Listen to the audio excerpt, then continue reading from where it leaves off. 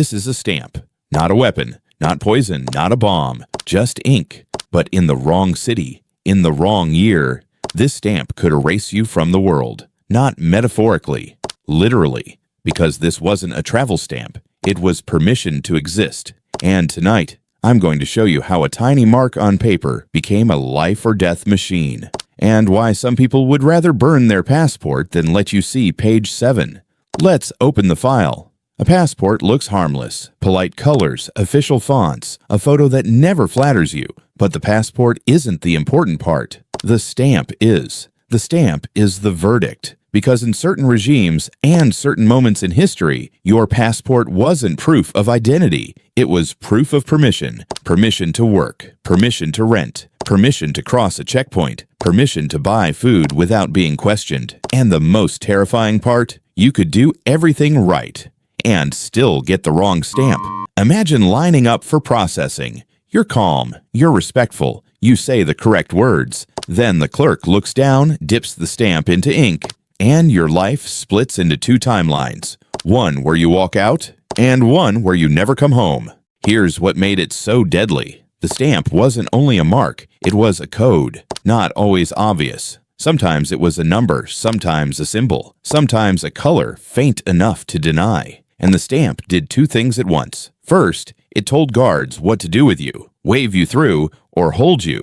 Second, it told everyone else whether it was safe to talk to you, because if you had the wrong mark, a landlord wouldn't rent to you, a boss wouldn't hire you, a friend might stop answering your calls, not because they hated you, because they were terrified that your stamp would infect their life too. So the stamp didn't just trap you physically, it isolated you socially, quietly, until you were alone enough to remove. Now meet the kind of person history forgets. A clerk. Not the dictator, not the general, not the spy. A clerk with tired eyes, a stiff chair, and a stamp in their hand. Every day, people arrive with documents. They're not asking for luxury. They're asking to remain human. The clerk flips pages, checks a list, checks a second list, and hears the same line 100 times. I'm just trying to get home. But there's a rule in the office, unwritten and more powerful than law. Never make the office look weak. So sometimes the clerk stamps approved because the paper is correct, and sometimes the clerk stamps denied because the mood in the building changed, because last week someone escaped, because someone in power wants to show strength, because fear needs a sacrifice, and the person on the other side of the desk doesn't know which version of reality they're walking into. They smile anyway. They always smile anyway. Here's the twist. The deadliest stamp wasn't always the official one. It was the fake one, because when a stamp becomes life or death, people do what humans always do.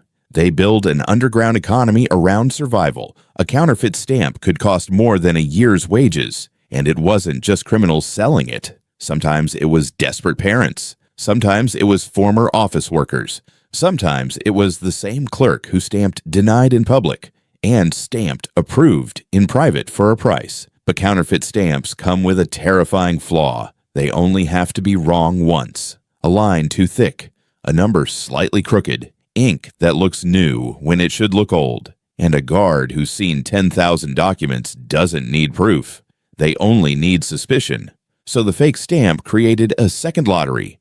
You might escape the system, or you might be caught holding the exact evidence that says you tried. That's what makes this object so frightening. A stamp is small enough to hide, simple enough to deny, ordinary enough to normalize, and once people accept that stamps decide who is safe, the system doesn't need constant violence. It runs itself, because the stamp teaches everyone to self-police. It turns neighbors into informants, friends into distance, families into paperwork, and by the time you realize the stamp isn't administration, it's control. It's already everywhere. So that's the case file on the passport stamp. The smallest tool that can build the largest cage.